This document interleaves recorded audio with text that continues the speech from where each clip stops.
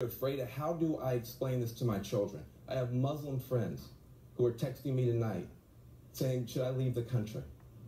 I have families of immigrants that are terrified tonight. This was many things. This was a rebellion against the elites.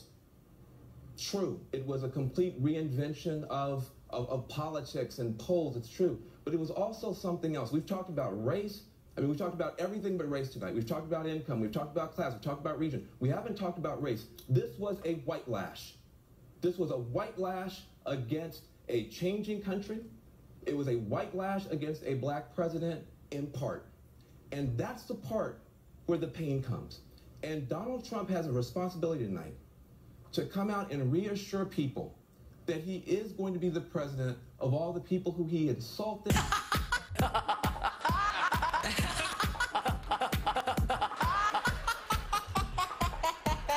Let's get real.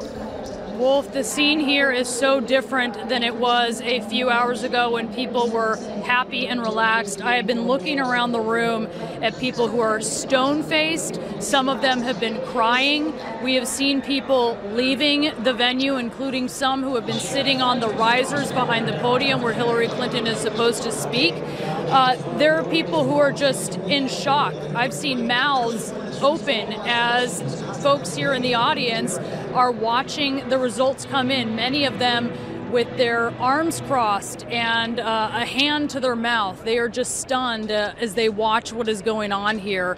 It's just been a complete reversal from what we saw a few hours ago. And what they are watching is various networks, as we're seeing these calls being made for different states. They've been monitoring, a lot of them, their iPhones, seeing certainly the projections for what is going to happen. And they are just stunned at the idea that they were completely sure they were coming to this event for what they thought would be even an early night to celebrate Hillary Clinton becoming the first female president, and now they are confronting the reality that they could be walking out of here either not knowing but perhaps expecting that Donald Trump is going to become president. I mean, you're seeing it here on these faces. They are just stunned. People who were talking and laughing before are standing there not talking to the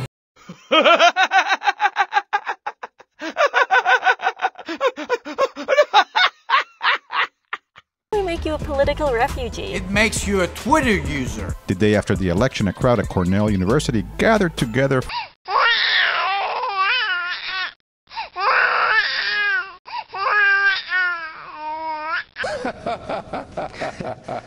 State of Wisconsin. He will win Wisconsin with its 10 electoral votes. He's cracked the so-called blue wall that Hillary Clinton had tried to create. Donald Trump wins Wisconsin. Take a look at this. 92% of the vote is in. He's up by 75,000 votes plus 10 electoral votes.